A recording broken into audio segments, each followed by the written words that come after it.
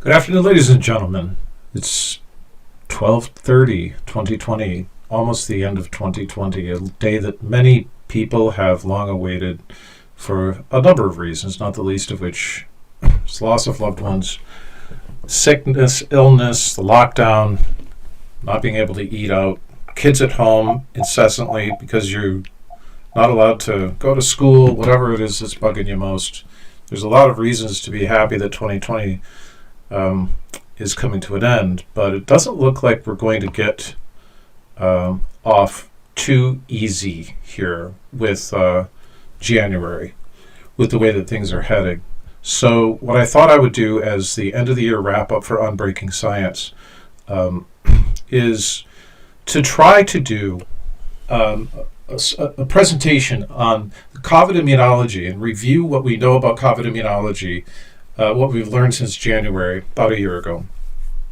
And I have two experts that are coming on. I have Bruce Patterson, MD, who has a very, very important message for long haulers and an extensive amount of knowledge about the immune system, what's happening, why it's chaotic in COVID for some people and why it's not chaotic in others. And we also have Dr. David Brownstein, who of course published a case review on the supplements that he uses in his practice. He now has, he tells me, 200 patients that have had COVID-19, and I thought it'd be interesting to bring these guys together. And so without further ado, I'll just get right to it. So COVID-19 immunology review and update for long haulers. This is a very, very important recommended video. It's on YouTube by Dr. Bean. He calls his followers cool beaners and cool beans. It's a really informative broadcast where Dr. Patterson goes over I think about a week and a half ago, the fundamental basis of why long haulers do wrong, as was known a week and a half ago. And he's constantly getting new data. He's constantly writing new papers as fast as the data can come in and publishing them in peer review. And I'm really excited to have him here. The breakdown today is pretty dense of everything that I'm going to try to talk about. Now, we don't all have to agree with everything, but there's good news and bad news that we'll be bringing forward, and we're going to be talking about it. And I don't expect any of my guests to agree with me with everything that I say or claim. And there's an old saying in academia, if you agree with me, at least I'll get a cup of coffee. But if you disagree with me, at least we can have a conversation. So this is the way that we learn. There's a great deal to go over. First and foremost is I have an article coming out on the actual efficacy of Moderna's vaccines. They actually, for those of you that are thinking that it's not as effective, let's talk about efficacy versus effectiveness first. Efficacy is the effectiveness in an ideal population, okay? And the ideal population, of course, is the very, very super healthy population that was included in the clinical trial. Now, Moderna reported a 95.4% efficacy, and that is relative to placebo. The way that those mathematical calculations are done, they do include placebo. But I noticed in their report that they excluded, that is, they did not count in their math, COVID-19 cases that were diagnosed after the first dose. So that's like if you have a chemotherapy agent and you're looking at morbidity, you're looking at serious adverse events from chemotherapy, and you don't count the people that die between successive doses on a scheduled dose. Now, I'm not being unfair. It's just what the math says. I didn't create the report. I'm just saying when I recalculate the efficacy in their ideal population, and you include those cases of COVID that were diagnosed after the first vaccine, as I think perhaps it's arguably they should, it's actually 75.4%, which of course then influences in a not very helpful way to us, I'm afraid, the amount of coverage that is thought to be necessary in terms of vaccine coverage to achieve herd immunity. So that's the first kind of thing to bring up. The next thing that we learned this year is poor immune responders. For some reason, there are people that just have a bad immune response. I noted early on that they tended to be people from the reports with Th2 skew immune systems, smokers, people who are obese, out of shape, people with diabetes, the elderly. There's an argument for getting exercise, but with the lockdowns technique, of course, they closed the gyms. Most people who have serious COVID-19 have underlying conditions. These are population level reports. We know this. We learned this early on. There is something called multi-system inflammatory syndrome in children. I'm sure we're going to get into this, and we're going to compare them to long haulers. In vaccines, we're seeing what appears to be a problem with PEG sensitivity for vaccines that have PEG, because I think about 8% of the population have a sensitivity to polyethylene glycol. And of course, my hobby horse of autoimmunity. So pathogenic priming and disease enhancement really, really matter with these viruses and with our approach to vaccination. And one of the things that I appreciate about both of my guests today is that they're not afraid to call it like it is. I'm going to let them get into it, but the CDC has to pay attention to the full medical community. They really need to pay attention to what it means to vaccinate a person that's having a hard time with their immune system already. And we really don't screen when we do vaccines in the population for the particular state of anyone's immune system. And so, when they're looking at immunopathology in the two animal studies that they did, and they looked at the non-human primates, they actually looked at rhesus macaque monkeys for both Pfizer and Moderna. I noticed that they only looked at lung immunopathology, and they didn't look at the spleen, they didn't look at the liver, they didn't look at the lung, they didn't look at the brain. And it was really odd because both of those reports did not report IL-5. Interleukin-5 is a key indicator of disease enhancement in all the past studies.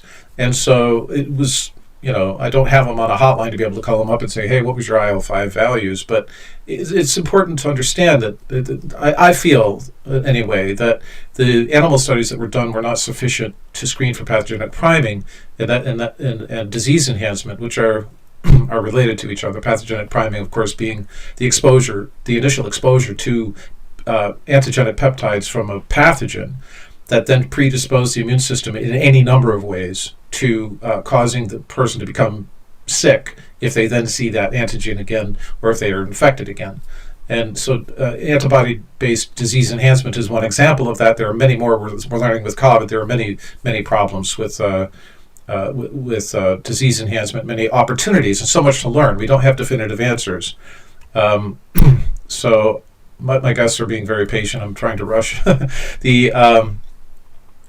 We're going to talk about MISC, and this is one reference I really recommend everybody read. But I do have some concerns over the reality of it, and maybe my guests can help me out. We understand that fucosylation of IgG is very important in coronavirus, and what I want to point out to is this fucosylation of it's the adding sugar units to a molecule, and so on the cell surface. If fucosylation of the antibodies is not done, then it appears to have a very different health outcome, very different immune response. It's important to have fucosylation in this case. I hope that we can get into that. This is definitely an important read to get into this and understand it. It's a fascinating part of why immune systems might differ. In particular, these authors noted that critically ill COVID-19 patients, but not those with mild symptoms, had high levels of afucosylated IgG antibodies against SARS-CoV-2, amplifying pro-inflammatory cytokine release and acute phase responses. Thus, antibody glycosylation plays a critical role in immune responses to envelope viruses, including COVID-19. That's in Science. It's really an important thing to pay attention to. We knew early on that there were problems with misfiring of the immune system in severe COVID-19. We saw this particular report mentions multiple type 2 anti-helminth effectors, specifically IL-5. There it is, IL-13 and immunoglobulin E and eosinophils. We'll get into all of that with our guests. The condition in kids, the MIS-C condition. There's a review that I'm going to flash on the screen here. It seems to be multisystemic. It seems to be widely diverse among children, and it seems to be rare, children that have been exposed. But I do have some concerns over the diagnostic criteria used for this, the multisystem inflammatory syndrome in children, specifically where it comes to whether or not they were just exposed to COVID-19 or whether they tested positive through PCR. And of course, everyone that has watched Unbreaking Science knows that I'm really critical of how PCR is being used for diagnosis anyway. And I have a manuscript coming out, a study coming out on the assumption that more testing is always better. It's not always better. It depends on the cost of the false positives. But So thinking this through, then I really recommend this particular review by Nakra et al. In an MDPI journal, and I'll make all of these available. But the question about whether it's quote unquote real or not started right from the beginning for me, because I remember there were 2 case series published, one in the UK and one in Italy. They were really small. They had 5 children and 10 children respectively, but in the UK study, only 2 out of 5 of the children had tested positive for SARS-CoV-2. And in the Italy case, also 2 out of, that should say 10, I'm sorry about that typo, tested positive for SARS-CoV-2 with PCR. The others had very good reason to think that perhaps what the symptoms were SARS-CoV-2, but they also had children that had other viral infections. So I hope that we could get into today how some people acquire good immunity with proper germinal center formation in the lymph nodes. Now, germinal centers are aggregates of cells or follicles in which B cells proliferate, undergo hypersomatic mutation, and they compete with each other based on their binding ability to antibodies. And this is really important because this study in Cell shows that loss of BCL6 expressing T follicular helper cells in germinal centers in COVID-19. So a natural question, a natural clinical translational question is, how do we encourage the development of germinal centers and functional germinal centers with this particular virus and proper B cell diversification? That study showed lower quality and lack of durability of humoral immune responses observed during natural infection with SARS-CoV-2. I took a moment today to look up ways that we could enhance germinal center formation and functioning, and it seems that simvastatin, there's this study in Cell, is an adjuvant. They happen to compare it to aluminum and exposure to the antigen source. The blue lines that you see there include some statins, and they seem to be off the charts in terms of being able to produce the titers. Compared to aluminum, which is on the right. So aluminum is probably not the right kind of adjuvant for this kind of cellular response that we want to encourage. But the virus challenge and the cell sorting, cell differentiation there seen on the right shows that compared to the control, you can't see it in the data, but it's there, that there is an improvement in germinal cell formation. Now, I don't think this study was related to SARS-CoV-2 in any way, just so you know, if you're interested in it. There are a couple of studies that did try to attribute better outcomes under statin treatments for the ability to modulate the cholesterol and remove the cholesterol from the virus. I'm not sure if that's correct. It might be correct. Someone with better knowledge of that can weigh in on that today, hopefully.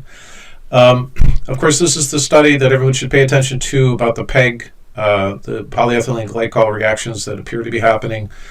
These are not restricted by any means to vaccines. There are other treatments that are used in medicine that have polyethylene glycol, and that sensitivity can be screened for. There's a skin test, so it's possible that we could avoid all of these anaphylactic conditions just by testing for PEG sensitivity first.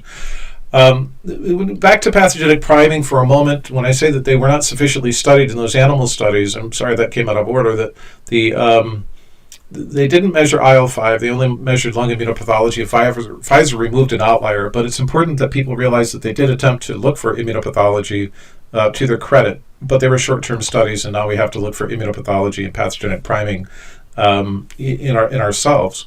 So this is the paper that kind of put me on the roadmap for COVID with pathogenic priming, and it's a rich resource where I've done the computational analysis to find the immunogenic epitopes that actually match human proteins. And what I wanted to point out to everyone is that a third of the targets, the potential auto targets that an autoreactive immune system might lead itself to attack are immune cells, and is notably B cells.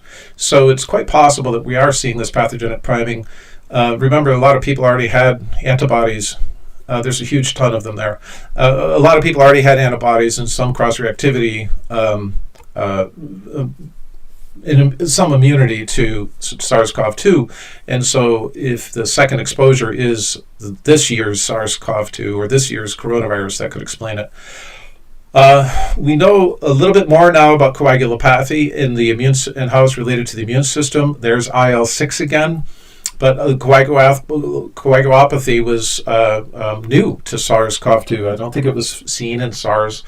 It's driven in part by endothelial factor 8 that we see liver injury in the infected patients. We see IL-6 transsignaling. It results in a thrombotic liver, sinusoidal endothelial cells. You see elevated factor 8 and activation of the coagulation in the liver microvascular in particular, and therefore anti-complement drugs are indicated. And this is a note in hepatology. I'm sorry, I don't have the full reference there, but I'll make it available. This is a study on the possible biological responses, how to shut it down with coagulopathy. So that's an advancement. That particular reference has a very nice, very complex, very information-dense process diagram. I thought I'd flash that for you. Autoimmunity seems to be real. It's not something that's just in our heads. This brings up Bruce Patterson's long hauler syndrome. And just briefly, I'm going to quickly go through this. I'm going to speak too fast. We'll go over it in slower detail, I'm sure. But he found what he's calling a long hauler index, he and his team. He noted that there's a reduction in cytotoxic T cells. There's low CD8 percentages. It's only 20 to 25% if you're a long hauler compared to 30% CD8 cells. He'll tell us all about those. I have some questions for him about that. He says that there's long presence of viral RNA. We're talking months and months and months without any evidence of viral replication. I guess he calls that persistent antigenemia, which is a new phrase to me. He found SARS-CoV-2 proteins in the monocytes, the antigen-presenting cells, and CD4, CD16, and that was unpublished. And I'm hoping today he has some news on that. He noted these pro-inflammatory monocytes elevated interleukins 2, 8, 6, INF alpha, gamma, VEGF. Now, these are a small part of the cascade. There's more there, but now, one of the questions I want to talk with them about is it possible that is it a persistent infection, or was there reverse transcription of the human genome in some people for long haulers? I think he said there's a 20% or something potential for long haulers. I have a diagram here that we can refer to. I'll come back to these slides if it's useful of those processes. But this is the article that I wanted to bring up by Zhang et al. SARS-CoV-2 RNA reverse transcribed and integrated into the human genome. This is not peer-reviewed. It's on a bioarchive. But they do have the data, the CoV2 read fraction, total mappable reads. So if you're keeping up with this, there's a lot that's known, lots that's not unknown. This is one of Dr. Miller's successes here in treating patients with something called leronlimab and CCR5 inhibition. So he's been right on top of this. Decreases inflammatory cytokines, increases CD8 T cells, and decreases SARS-CoV-2 RNA plasma by day 14. Fabulous work. Other topics that we can talk about maybe are when we see IgE antibodies, the strong immune response, does it mean that there's going to be increased likelihood of driving the evolution of the virus away from the type that we're developing all these technologies for, including vaccines, including tests? And we could also talk together, I think, about whether sterilizing immunization is really a myth. I mean, the whole point about vaccines is not to sterilize the human body from ever getting the infection. It's not a magic bubble around the body. The whole point of of immunization, if you hear sterilizing immunization, it doesn't mean that they're trying to sterilize the human population. They're trying to create a sterile human body free from the pathogen. But the idea here is, we may have recurrent infection, but it may be subclinical, and those subclinical infections can actually serve as a booster, perhaps, to people who have already been infected or to people who have been immunized. So this is a chart that I just wanted to very quickly go over, because when I studied Ebola, it was very similar. It was a different pathway. This is a pathway where we kind of went from moderate mortality through low mortality, and maybe now we're seeing with these new variants. Why the variants that we're seeing may not matter. Well, this shows that infectivity and virulence are not the same characteristics, and so hopefully on the topographic adaptive evolution map here that I'd like to use with these outbreaks, we're actually seeing an evolution towards highly transmissible but low virulence. That would be nice to figure out. We're not going to get into R not very much here, but when you hear Dr. Fauci say different levels of coverage are necessary for herd immunity, please note that different pathogens have different R naughts, and R naught being the basic reproduction number. It's not fixed, it's static. It changes depending on what we do. And it changes on population density. It changes with a lot of factors. But the percent coverage that everybody's debating about these days varies from very high for measles, 93.33%, if a vaccine has a chance of being effective based on its transmissibility, and down to hepatitis B, which basically, there doesn't seem to be much of a need for a vaccine because transmission is latently, I mean, naturally so low. In this estimate comes from a country that does not vaccinate. So the question is, what do we do? Do we continuously up the target level out of hope that more people will take up the vaccine, or do we, create a realistic viewpoint on vaccination coverage? Maybe that'll come up too. We can talk about the lockdown, all the balance of risk things that I've been talking about, and get into that if we like. But real seriously open questions are like, how long will the vaccine immunity last? We don't know that. And in 3 months, will new exposures confer these silent boosters? I'd like to speculate with my guests about that. So let me bring these guys on, and they have been so patient waiting for me to get through all of that. All right, guys, welcome. Thanks for having me. It's a pleasure to be here. All right, so let's start with you, Dr. Patterson. My questions are, I watched that video with Dr. Bean. What's come out from your work since then? Well, I think, we approached long haulers from, a very methodical, rational strategy some 4 months ago or even longer. And that was, first, we need to understand it immunologically, and that's what we did. We looked at long haulers. We said, is this just an extension of COVID, or is this something completely different? That was the first thing. And then once we figured out what it was immunologically, we could start to think about rationally different therapeutic approaches. And it's very clear from the long haulers out there who are suffering these debilitating symptoms. They're looking for anything and everything.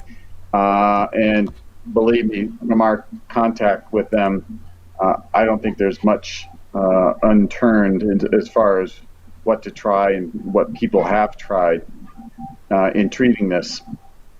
But what came out of our work over 4 months was this bioinformatics modeling and machine learning and AI, where we plugged in, over, 70 immunologic parameters, both cell-based and cytokines and viral-based, and asked the question: are these the same entity? Is this just an extension of COVID that hasn't gotten better? And we found some very interesting things that we obviously just sent in for peer review publication. It's out on BioRx archives right now. And what we found is that long haulers are a distinct entity, very, very different than active COVID. And when we looked at active COVID, having gone through mild to moderate trials and severe to critical trials with different pharmaceutical companies, what we found, though, was a very clear distinction of the severe critical group immunologically. But what was very interesting was the mild to moderate group was 2, if not 3, very different groups.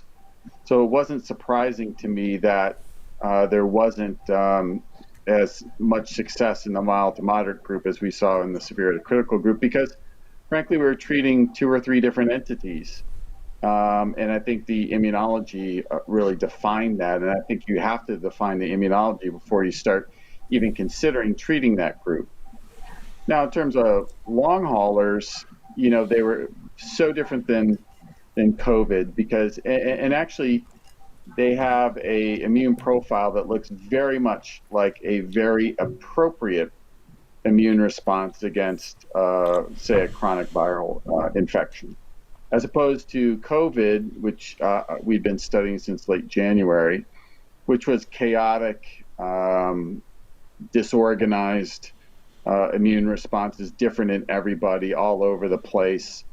But some of the hallmarks were interleukin 2 gamma interferon, which are classic type 1 cytokines against viral infections and cancer as well, that were very, very low in active COVID, but extremely high in long haulers.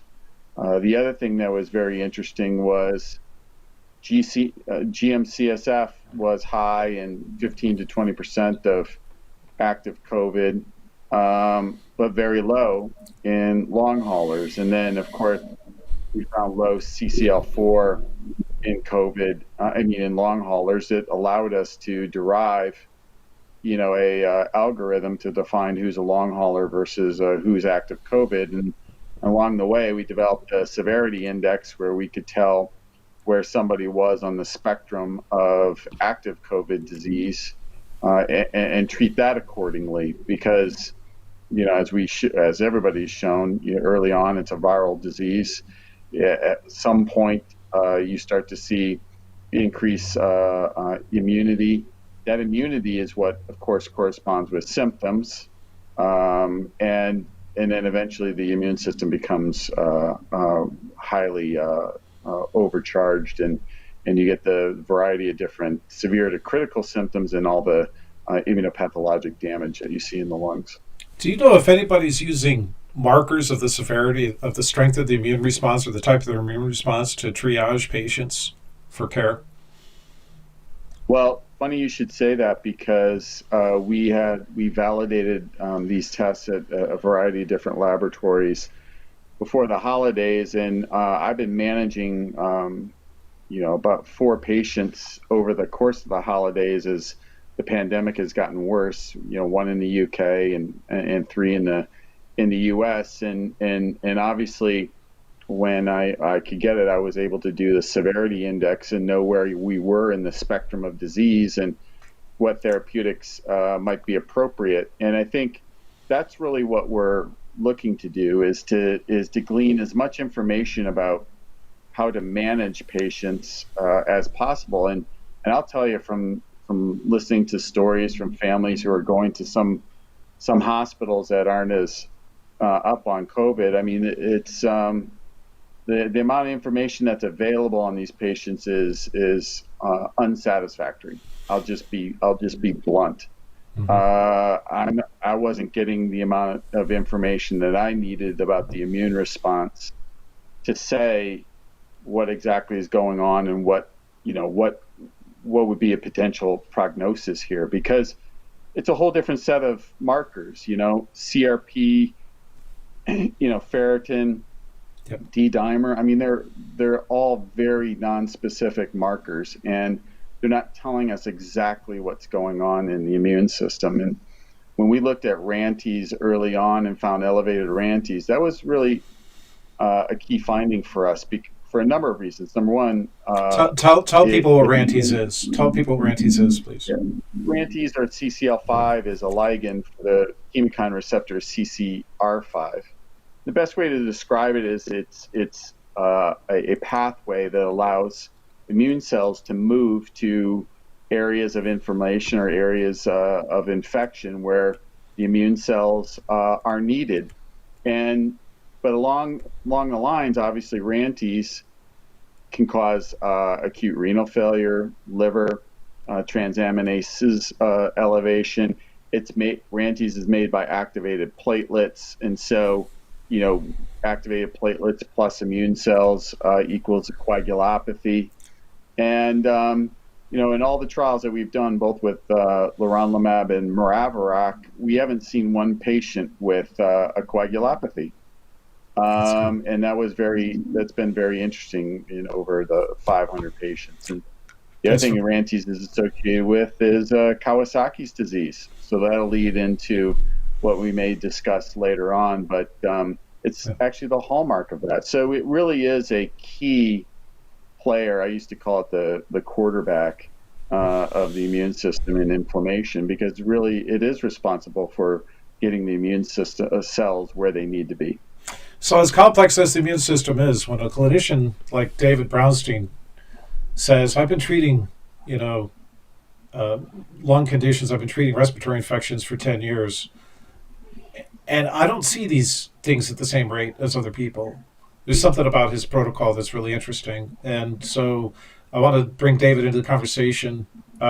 David, so based on what you've just heard, then, in terms of percentages of long haulers, Bruce, you said, if I recall, 20 to 30% seem to be tending towards long haulers. The numbers vary, but somewhere between 10 and 30% eventually develop long hauler symptoms months afterwards. Okay, so David, I asked you to weigh in on this. You've had 200 patients, you said. So what's the rate of long haulers in your practice? So I surveyed my fellow practitioners in my office, and we haven't calculated the numbers for publication or anything, but I called them after you talked to me earlier today. Thank you. We're well over 200 patients for COVID right now, and that we've treated since March when it happened in Michigan. And what my point that I made to you earlier and that I wrote that paper on was that we've been treating influenza-like illnesses for 25 years and using a nutritional and oxidative approach. And our numbers of people who get hospitalized, get pneumonia, and die from these illnesses are way lower than what's the reported numbers that we see. And it's been years that we've been seeing this. So when COVID was coming around, I remember telling my staff, look, I can't guarantee anything, but, I don't see any reason why our patients and us should not respond to this as well as they did over the last 25 plus years that we've been doing these therapies. And, Right. It turned out that, that's what happens. We're over 200 patients. We had our first death after I published that paper, and that was an older guy with a lot of comorbidities. My partner, he was referred to us late, and my partner had only had a chance to see him for 2 days where he was hospitalized and died. But the other patients, we've had 2 hospitalizations. Our long haulers are not developing at the rates that Bruce reported and that I'm seeing out there.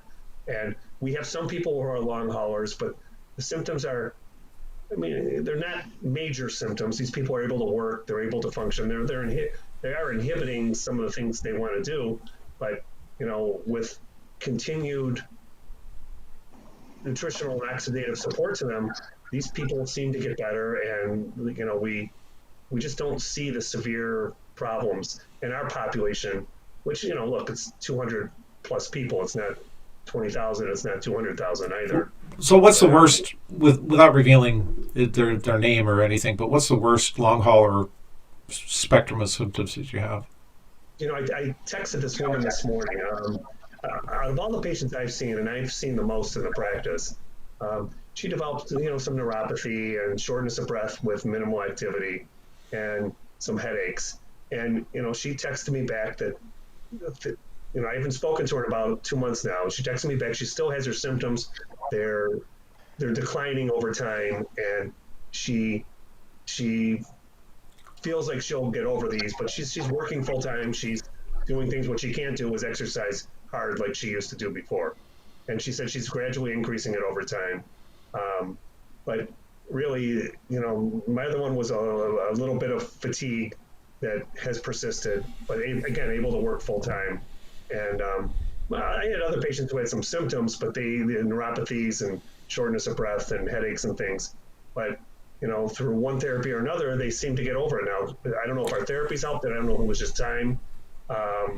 But, sort of like I told you before, with 25 years of treating thousands of patients for influenza-like illnesses, our patients don't seem to suffer at the same rates that they're reported out there. Okay, so David, we have to say you have a very unusual clinical population, right? They're very healthy. I would say for the most part, they're it's more than just the clinical care. I think you'll be the first to say that 25 years of this kind of consistent immune immune care, right, is doing wonders for your population. But Bruce, there is good news in terms of early treatment. You were talking about it with Dr. Bean. So early treatment with steroids, I think you said, was, and he also confirmed that people tend not to get long hauler if they got early steroids. Is that right? Well, I mean, there's two questions here, and I don't disagree with what David's had to say, because I mean, that's kind of a classical picture. I mean, there's thousands that have a picture that David just described, and but there's also in our cohort of probably 1,000 or so. I mean, there's people who just literally cannot move, cannot get out of bed, cannot function on a day-to-day basis. We had one woman who flew over from the UK just to get to the United States to have her blood drawn so that we could run our panel on her and start her on therapy. And that's how desperate some of these patients are. But yeah, I mean, yes, there's a lot of the patients who have the peripheral neuropathy, which I'm almost convinced is caused by elevated VEGF. And then headaches, mild fatigue, et cetera, can kind of get through life, but they just don't feel right. But, the fact is, the big question, and I think it's a valid one, is, are we inducing long haulers? Being a virologist, I've always been against, using a steroid if you don't have a good antiviral on board, kind of like we do with shingles, where you have a anti-herpes drug and you can treat with steroids to prevent, the pain and some of the other manifestations. But, just using steroids, are we creating a reservoir for virus? Like we just published in Frontiers of Immunology, a patient with low CD8% who had, COVID was detected out to 87 days. In these patients who are getting steroids in the hospital, are we creating long-lived reservoirs? Like I mentioned, this monocytic reservoir, which is the big monocytic reservoir that's infected by HIV. We published a paper in 2009. It's actively infected by hepatitis C. So this is a garbage can for virus. And recent data, like I said, unpublished on Dr. Bean, is we have found COVID in that population. So the monocytic, let's back up a little bit for that's the feedback I got to kill here. So let's back up a little bit for the neophytes who didn't watch Dr. Bean. The monocytic lineage of cells that appears to be a reservoir, a long-term reservoir for SARS-CoV-2 virus. Could you tell us, is it commonly thought that is it understood that that cell is usually infected with SARS-CoV-2, or how do they pick up the proteins? Because you said it a couple of different ways. You said that you found the proteins, but the SARS-CoV-2 virus itself, is it resident in there? Does it duplicate in those cells? Again, I think, so this is a population, there's several different populations of monocytes in the periphery. There's your classical monocytes, the CD14 high, CD16 negative, this intermediate monocyte, some people call it a circulating macrophage, that's CD14 high, CD16 low. And then there's obviously the more, the CD14 low, CD16 high population. So they're all, various monocytic lineage cells that are in the peripheral blood. And we found, we've been taken a number of different ways. We used SARS-CoV antibodies and found protein in this CD14, CD16 population. Okay. We've also done digital droplet PCR on PBMCs and on sorted monocytes. We're going to do an even more specific monocyte lineage sort where we can actually isolate individual CD14, CD16 cells and fully characterize whether it's COVID-2 RNA or protein or both, and whether or not they have the potential to be replication competent, because this is an antigen presenting cell, and it's a long-lived cell. I mean, it's always been thought of as a long-lived reservoir for HIV. And similarly, it could be a long-lived reservoir for SARS-CoV in some of these individuals. And the other thing we found is when we published a paper on the patient with low CD8% who had COVID RNA out to 87 days, we then did a look back, and 25% of our long haulers had low CD8 counts, and some of them were very low, 10% to 20%, and that's still active COVID type levels of CD8 cells.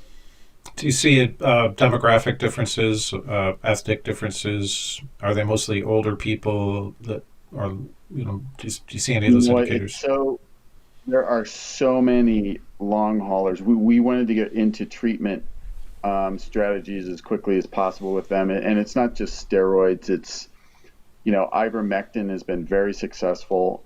It's said to have antiviral properties. Maraviroc, which is a CCR5 inhibitor, much like the leronlimab we used in our publications, but it's already FDA approved. We used it off-label. It blocks CCR5.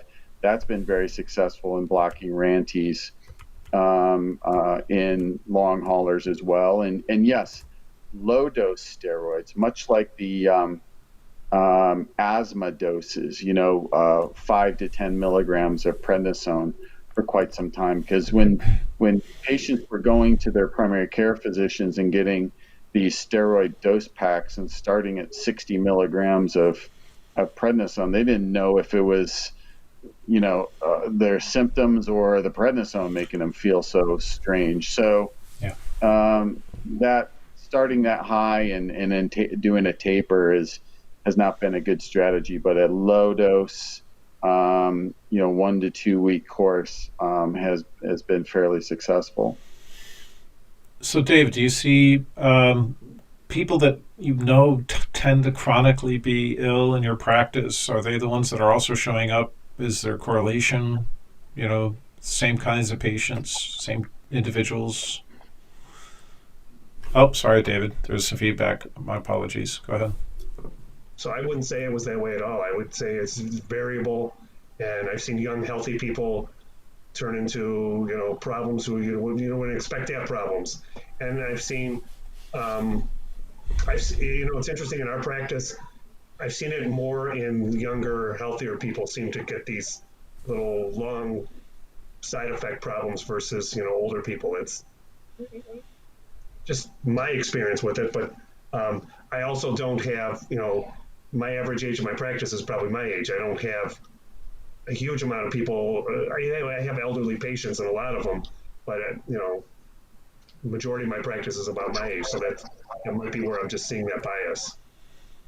Thank you. So what do you think about the possibility of reverse transcription causing, in a percentage of people, because somehow they had some other virus at the same time that had reverse transcription going on in the APCs or the monocyte lineage you're talking about? Is it possible, Bruce, that there might be some insertional? I mean, having come from the HIV world early in my career in the late 80s and early 90s, we looked at that, and the fact is that a mechanism for persistence? Is that a mechanism for latency? Is that a mechanism for persistent viral antigens being presented to the immune system? Yeah, I guess it's possible. It's interesting during these pandemics. We find a lot of things that are interesting. The autoantibodies as well. The big question is how prevalent is that? I mean, I don't doubt any of these findings. I just to say that they are a universal pathway in disease, and this disease, like David, I agree. This is the most heterogeneous viral infection I've ever seen in my life. And you know what? It begs of precision medicine. There has to be much closer relationships between the diagnostics companies and the pharmaceutical companies, because if they think they're just going to throw pharmaceuticals at a COVID patient and it's going to work for everybody, they're crazy, because this disease is so heterogeneous. When we first did our bioinformatics, I was really doubtful that we would find any algorithm or similarities or patterns or signatures that we could help identify long haulers and come up with a severity index in active COVID. And we did. But again, it was wading through hundreds of biomarkers. And then obviously the advantage of doing many, many biomarkers on single cells is that, as opposed to putting them in a blender and sequencing, is that you get amplification just because you're keeping the cell intact. And that's sort of the premise of InCell DX. And so, for instance, if you put 20 markers on an intact cell, you get 20 factorial parameters that go into your bioinformatics. That's 10 to the 18th power. And then you hear sequencing companies, oh, I can read out 1,000 genes or 10,000 genes, but from a blended sample. And so you get a nice composite of what went into the blender, but you don't really know on a cell-by-cell basis what's going on. And so COVID, you almost, and I talk about cellular precision medicine, because even within a tumor or within, an inflammatory reaction or lung pathology, it's almost on a cell-by-cell basis that things are different. In tumors, we talk about tumor heterogeneity. There may be, many, many, many tumor cell clones that genetically aren't the same, yet we throw them all in a blender and we do sequencing. So, we took the same approach with COVID, and from day one, we're convinced this is the most heterogeneous disease we've ever seen going on. And again, that's where really the importance of diagnostics comes in, because in all likelihood, there's not going to be one treatment fits all. I'm now absolutely convinced of this, because I think whether it's age or demographics or genetics, everybody's going to respond differently. And I like that one slide that you showed, that people with a poor immune system might fare better. That was actually something that was proposed in HIV in the mid-90s, where what if we immunosuppressed people with HIV infection? Supposedly they're already immunosuppressed. But the premise was HIV loved to infect activated T cells, hyped up immune activated T cells. When you had another infection like influenza and you were HIV positive, you had a spike in your viral load. It was just natural, because you had more activated T cells floating around, and that was the preferred target for HIV. So there was actually some mention that maybe if we temper the immune response, that they might be a way to rid the virus. And it's not unusual, because if you cool off the immune system, CCR5 goes down. We know that. And so you have less receptors for virus. And similarly with COVID, in all of our models, when patients were getting better, their CCR5 levels were going down, and their RANTES levels were eventually going down, and IL-6 was going down, and CD8 cells were going up. So all told, we had the correlates of an effective response. And that's what, that's in all the patients I'm managing right now. What's so interesting is I can take a look and say, I know you're getting better. I know you're not getting better, because I'm looking at the correlates of the disease that spell getting better, or getting worse for that matter. So starting with David, what have you learned as you've gone on, when you see people dying at the rate that they die, going to the hospital, once they're hospitalized, and not in your practice, but in general, what are we doing wrong? And then when we get to Bruce, I'm wondering if we learned something from the long hauler studies that you're focusing on that feeds back to non-long long hauler everyday COVID to reduce mortality and serious illness. David, what are we doing wrong with the treatment of COVID-19? Well, I think what we're doing wrong goes back to how unhealthy we are as a population. As a population, we finish last or near last in every WHO indicator on health status, from infant mortality rate to chronic illness in adults. And I think COVID, when it hit, was just sort of what is this saying? The hen's coming home to roost or something like that. That what do you expect is going to happen when you have an unhealthy population where 2/3 of us are overweight, 1/3 are obese. We have more heart disease, diabetes. We know what to do with, and we have an autoimmune train careening at hundreds of miles an hour around the country because we have so many people sick with these autoimmune illnesses. So when a new illness like COVID comes, I mean, I wasn't surprised we got hit as hard as we got hit. And if you look around the world, for our modern healthcare, our emergency rooms, our intensive care units, we did horribly, and it's not for doctors not trying. It's not for nurses not trying. There's a learning curve. This was a new illness. We didn't know how to treat it as well beginning as we do now.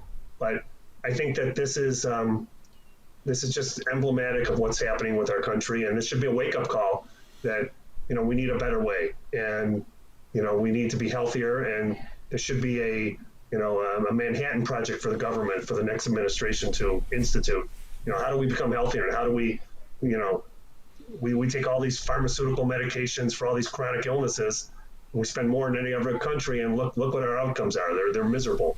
So I think we shouldn't be surprised about what happened. We can learn from it, and we can change things. And maybe that's the reason in my practice I don't see the mess and the numbers that happen for other influenza-like illnesses over the last 25 years. We've been using a nutritional and oxidative approach for all this time. Our patients, are seeking healthier ways, and we're trying to aid them in that. So perhaps that's why I'm seeing a little better results. But I think this should be our wake-up call. I think it's hard to disagree with that.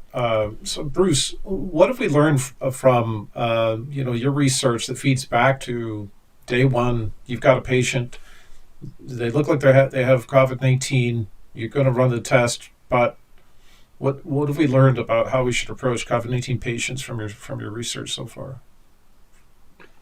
Well, again, the most important thing was we have to approach it in a tailored fashion. Somebody with mild COVID is different than somebody with moderate COVID. Somebody with moderate COVID is different than somebody with severe COVID. Someone with severe COVID different than somebody who has critical COVID. Someone with critical COVID is different than a long hauler.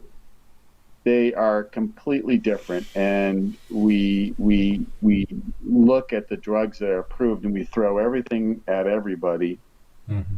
and sometimes it's just irrational. Like I said, the use of steroids, it's probably fixing the pathology, but what is it doing for viral replication? If somebody really had a huge viral load and the viral load went nuts, what is that doing in terms of propagating additional inflammation or additional damage? So I think the biggest thing that we've learned is, yes, there's multiple modalities, there's multiple tools, but it's got to be tailored. Number one, got to be tailored, and that's the patients I've managed, the really severe patients I'm managing right now. You have to very much tailor it to what is going on in their bodies, and then the other thing is you have to give them time. And you know what? It makes me, it really disappoints me. Some of these medical centers they're just so quick to write somebody off in the ICU, and I know they're overburdened, and I feel for them, but it takes a long time to recover from COVID, but they will. I mean, there's been I've gotten 4 people off ECMO who've tried everything else, and there was no other choices. And the bottom line is, A, you got to correct the immunology. Then B, you got to give their lungs time to heal. And if that requires ECMO instead of intubation, yeah, you have to do it. I know there's shortages of ECMO machines, but the problem is there's some hospitals that have these archaic rules. Oh, we're not going to put anyone over 70 on ECMO.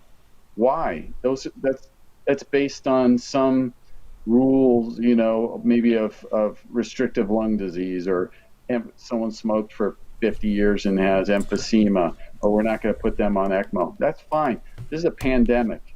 This is COVID. And you know what? You correct the immunology, you give their lungs a chance to heal, and you know what? Some of these people are walking out of the hospital. This woman that I helped treat in San Jose, she was on ECMO for 30 days, tried hydroxychloroquine, tried remdesivir. None of them worked. We put her on a CCR5 inhibitor, leronlimab. 3 days, she was off ECMO. I want to get to your slides. That's a good segue to your slides here. So, yeah, and I got a picture, a week ago of her celebrating the holidays with her grandchildren. So that's excellent. That's excellent. Congratulations. Those are the stories that are out there, but there can be dramatic recoveries in these individuals, but you have to give them time. And nobody's giving them time. They're like, okay, next one up in the ICU. This person's 70, they're not doing well. Let's write them off because we got another one waiting. And yeah, I know it's a resource problem, but you know what? If you then use strategies to keep the other patients from becoming severe, then you can take care of the ones who are severe in the right way, which is giving them time. It's just for me, it's just poor organization and poor utility of the tools that we have. A lot of it has to do with diagnostics and knowing where are they in the spectrum of disease and how are they going to do. Is there IL-6 6,000 or is it 30? Exactly. That's a big deal. Is there a CD8 count? And I'm telling you, this is all data from my experience. This is real data. Yep. Is there CD8% 2 instead of a normal of 30? Or is it 26 and they're relatively immunocompetent? How can you plan anything in a hospital without knowing that a patient has a CD8% of 2 and they might be susceptible to other viral infections or other bacterial infections? It's insane how little we use of the tools that are available to figure out how well somebody's going to do or how to treat them. It makes a great deal of sense that there would be a panel, that there would be a prognostic panel of a blood draw. Anyway, you're doing a blood draw anyway, so there should be a prognostic panel. You got it. Just to interrogate the immune system and see what is it Th2 skewed, right. What's going on. Yeah, and we have it. We've been using it for 6 months now. The same panel we originally had. We've carved it down actually a little bit because there was some markers that weren't important. But you talk about IL-5, I probably have 200 samples worth of interleukin-5 data that I haven't even looked at because I don't have any time. Well, those are the ones that are, if they get re-exposed, the model of pathogenic priming or disease enhancement, I should say, from re-exposure. So, well, you've got a rich data source there, and that's a big part of this. I know your CCL5 Rantes presentation here, the pathway restores immune homeostasis and reduced plasma. I do want to get into that. I asked you to bring the slides, and you did. So let's go over this so that people can see what you're talking about. Well, yeah, on the next one, the next slide is, and this was an early slide. I mean, this showed clearly there's a virologic phase and a immunologic phase, and now these three phases, and they overlap, and that overlap is probably the moderate COVID patients, and then to the far left are the mild, to the far right are the severes, and of course there's the long haulers on top of it. But we need to imagine this in our mind when we decide on, treatment strategies. The next slide. it's hard to see this one, but you could see that after CCR5 inhibition, IL-6 went down dramatically, even at day 3, and That's certainly huge. by day 14. And then the other important one is, and that's figure A. Figure B, you see CD8% go up dramatically with CCR5 inhibition. The other thing that I don't show here is that CCR5 inhibition with leronlimab increased granzyme A, which is kind of the magic bullet that CD8 T cells use to kill virally infected cells. And then in D below there is really the fact that you have to ensure that you have complete blockade of CCR5 because, like I said, it's regulated and it's all over the place. And then down in F, if you accomplish all of that, IL-6. So when I look at a patient now in the hospital and I see IL-6 trending down, CD8% trending up, I can almost guarantee that viral load is going down. And, they're heading in a good direction. Like I said, some of this went into our severity index for active COVID. Next slide. And again, this is just to show actually measuring SARS in plasma. So in criticals, there's enough leakage of the vessels and enough virus being made that you can actually detect SARS-CoV in plasma. And now we just showed, like I said, a week or two ago, that we can detect it in peripheral blood mononuclear cells in the same population. So they are establishing reservoirs in the severe critical population. Next slide. But, getting onto long haulers, this was the first, 65 or however many we reported in the paper. And you see it's dominated by fatigue, brain fog, tachycardia, which I was really surprised, shortness of breath, neuropathies, headache, which is another symptom, which we didn't see too much in this first group, but we're starting to see more, and some of the long haulers pointed that out to me. But anyway, there's a host of very heterogeneous symptoms. Some we've been able to relate to certain cytokine elevations like arthralgias and arthritis with IL-6 and IL-8, and neuropathies with VEGF, and this burning sensation, which commonly is under the chin of all things, also being related to VEGF. So this is all the different symptoms that we see. Next slide. Then we started measuring, this panel of cytokines, which we really derived from all the clinical trials that we saw and all the information we've gleaned over, since January. And we, obviously saw this pattern develop in long haulers where compared to normals, which are up at the top, and obviously the normal range, which you see in the middle, they had elevated, IL-2, elevated IL-4, low GM-CSF, high RANTES, high interleukin 10,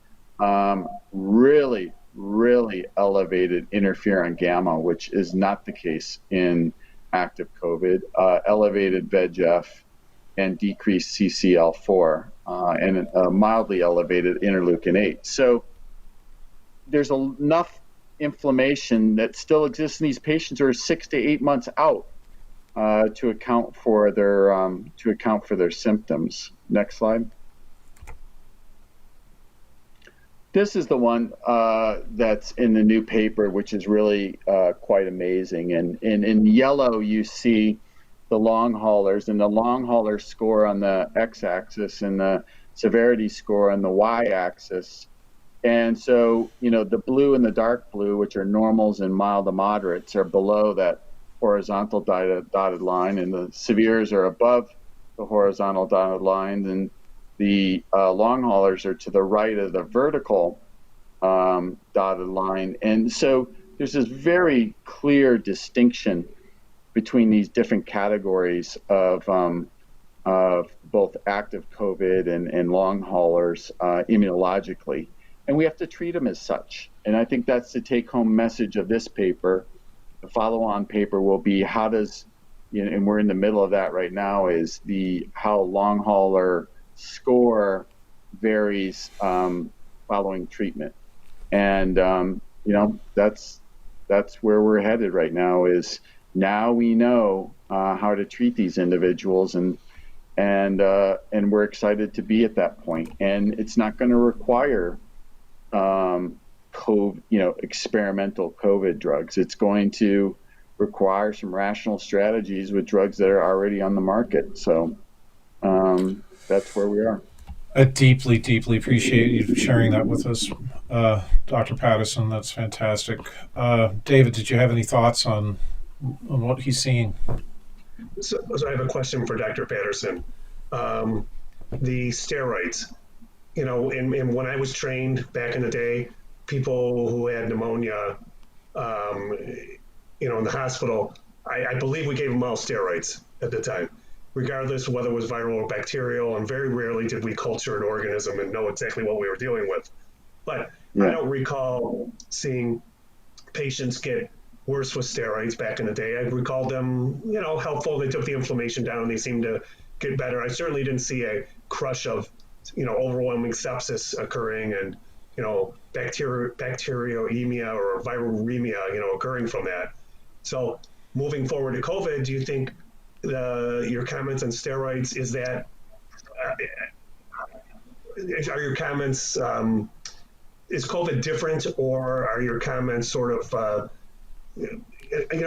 medicine over the years shifts, should we use steroids for pneumonia or not? And, I certainly know there's a up and down, whether we use them or not over time. And I think as of late, I'm not a hospitalist, but as of late, they certainly haven't seemed to use them as much. So my question to you is COVID different, or is this just sort of the prevailing, opinion that, we don't know if they work, so why use them type thing, and they could make viremia, occur in a COVID patient?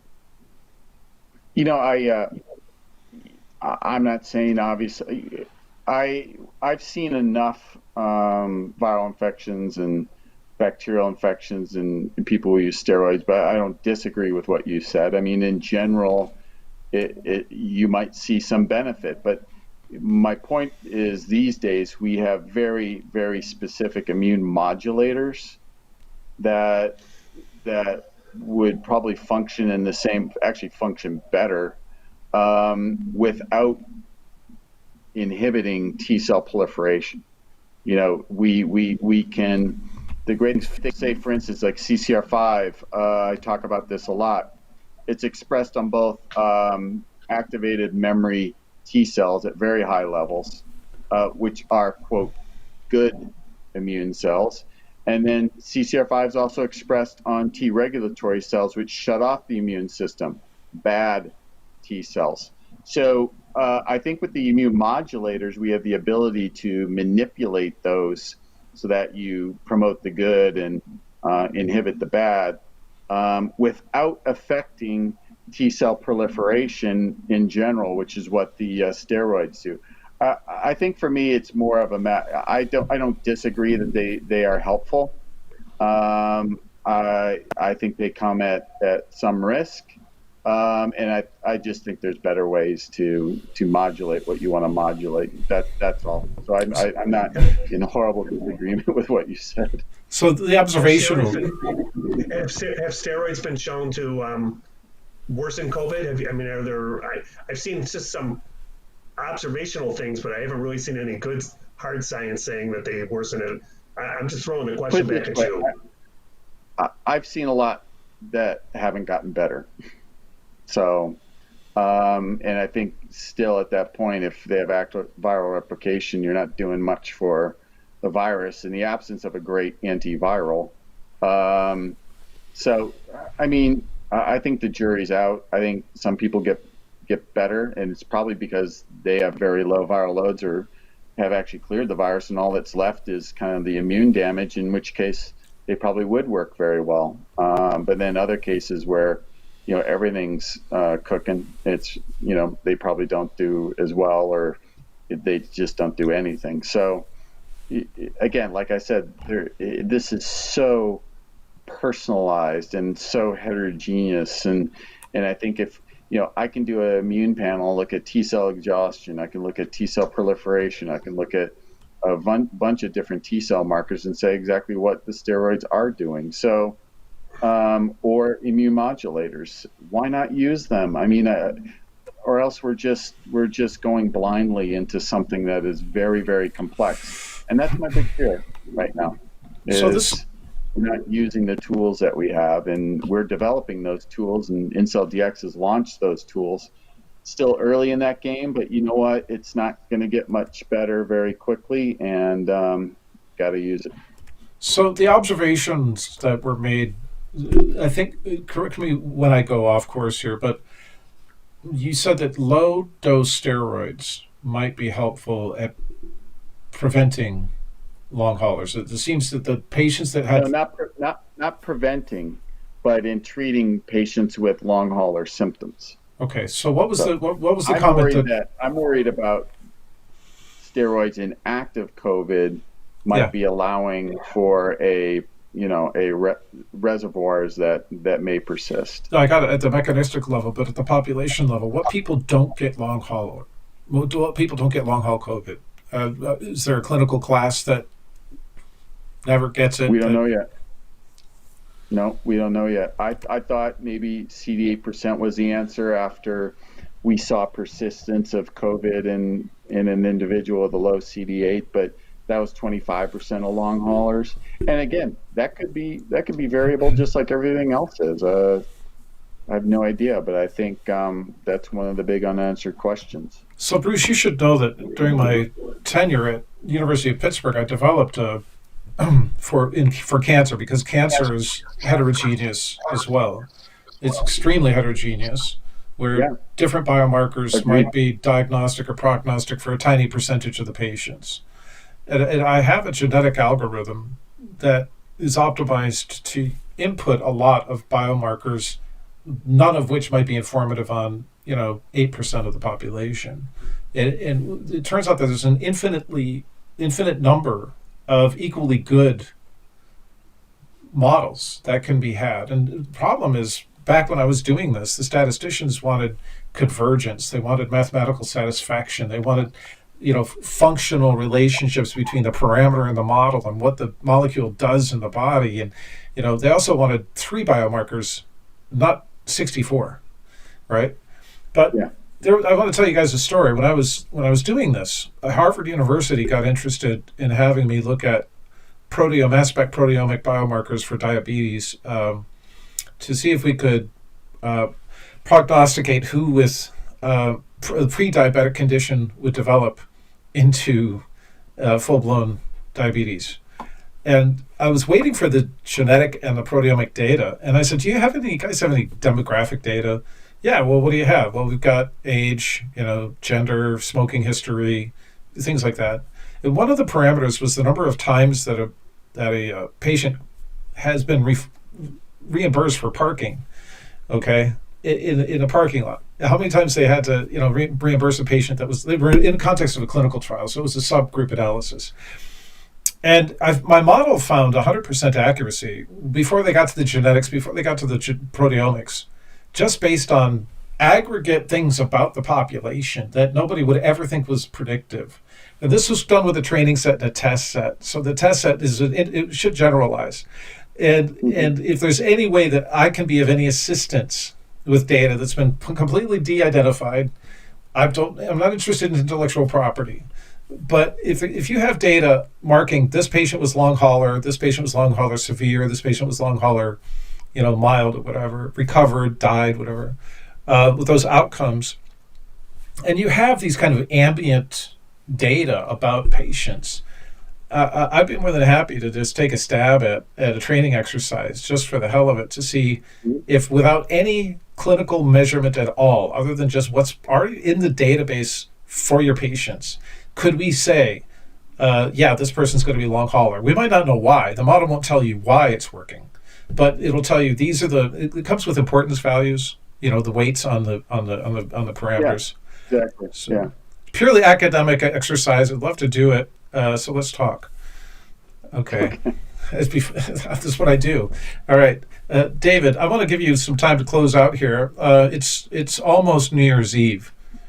And, people are looking at the end of 2020 as some possible area for hope. I mean, what do you want to tell the people that watch the show about how they can improve 2021 for themselves? Well, I mean, it goes back to my earlier comments that this is our wake-up call. I wrote a long chapter on this in my new book about a holistic approach to viruses. And I think that, we're all happy to kick 2020 aside and let's move on. This is still dragging on with 2 days to go. But I think it's time for people to educate themselves how to eat better, how to be healthier, why they should exercise, why they shouldn't be 2/3 of us overweight to 1/3 obese,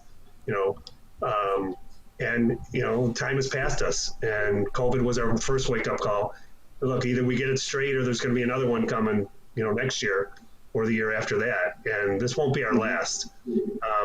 I'm surprised it took this long in my career to see something like this, and I have a feeling they're going to come more frequently now. So either we learn our lesson or we'll be back here again. And you want to take care of yourself. You want a strong immune system, an immune system that can respond appropriately. You want an immune system that's not distracted by, smoking and obesity and diabetes and medications and things like that. And not only distracted, but suppressed.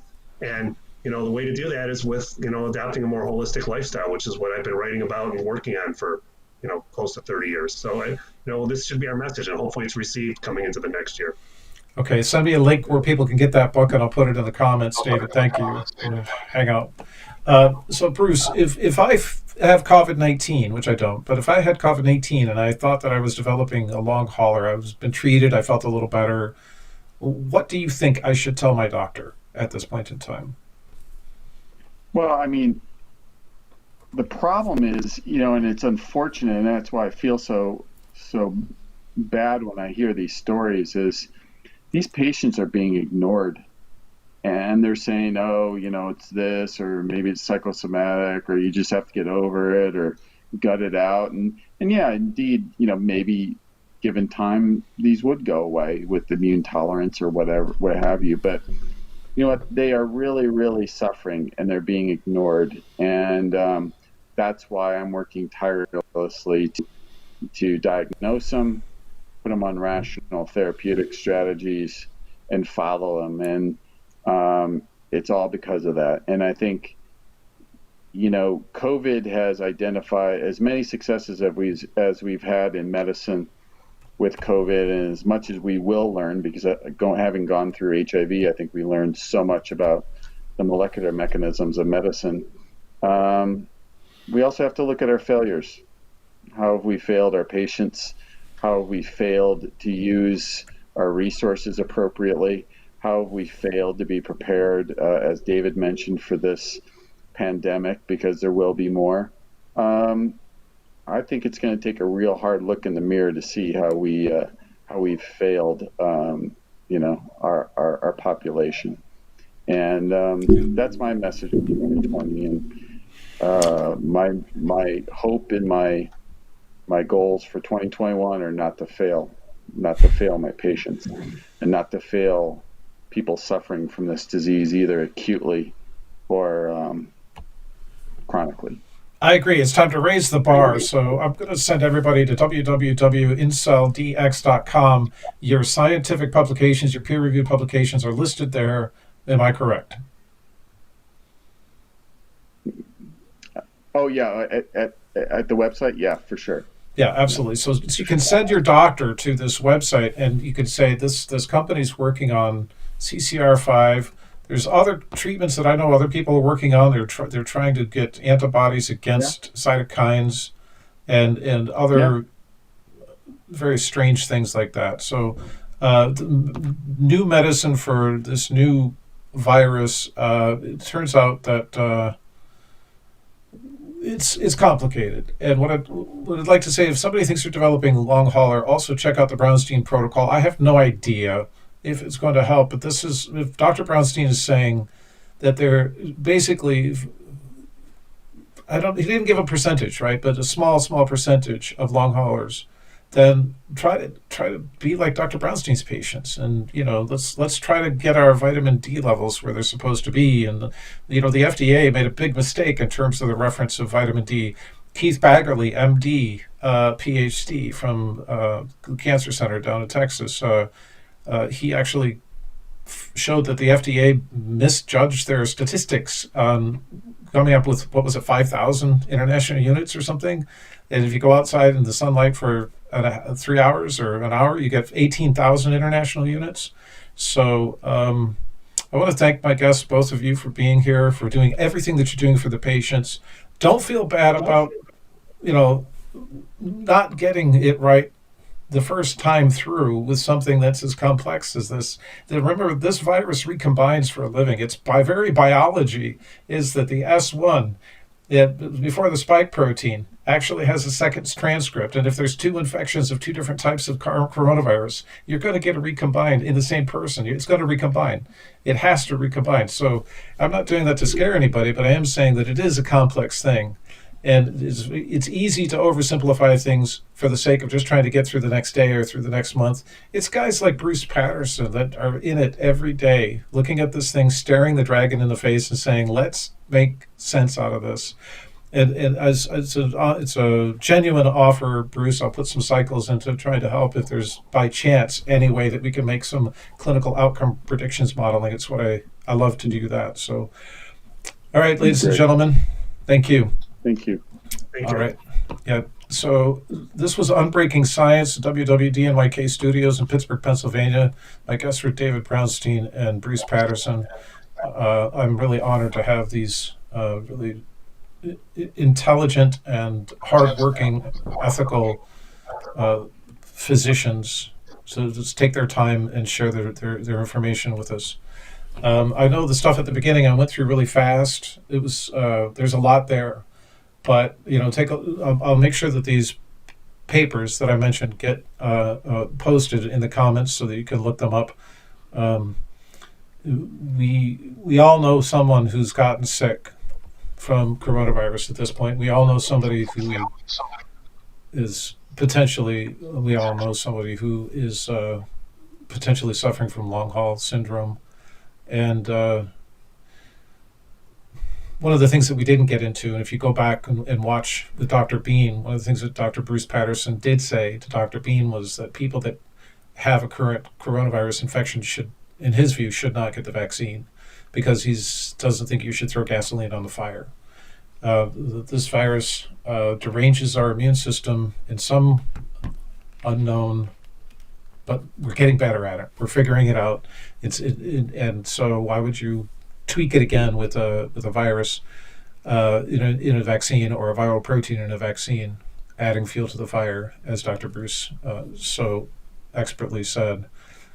And so, yeah, go check out Dr. Bean on YouTube, and Bruce Patterson's interview. And the Brownstein protocol, of course, is published in the journal Science, Public Health Policy and the Law, where I'm editor-in-chief. It's in the clinical and translational research section. It is peer-reviewed. Take a look at that. I'm not offering any medical advice, but I'm saying take a look at it and try to get yourself healthy. You heard it from Dr. Brownstein. Probably the best thing that we can do in 2021 is lose a little weight. I know I need to. I've been far too sedentary, working far too hard on aspects of public health and trying to make it better. So I do need to get myself in shape. So find a buddy, challenge yourself, make a goal, do what you can do. 2020. I'd like to say we could kiss you goodbye, but we have another day with you. I thank you all for your time and your support. If you like what you see on Unbreaking Science, you can go to patreon.com, WWDNYK, and we'll bring you the truth as close to it as we can find it. We'll bring you some discussion about what's real with vaccines, with the limitations of the vaccine science. Go to patreon.com/WWDNYK, become a monthly sponsor, and you still may win a copy of The Cloven, Book 1 by Garth Stein, this graphic novel. Garth and I are working on a project. You're going to love it. It's another podcast. It's hopefully won't have anything to do with coronavirus. It'll help us take our minds off of it and keep ourselves healthy that way. So to all my supporters, you know who you are. To all my family, you know I love you. Each and every one of you. Stay healthy. We need you in this world. You're not alone. You got Dr. Jack's got your back. I'll see you guys next year.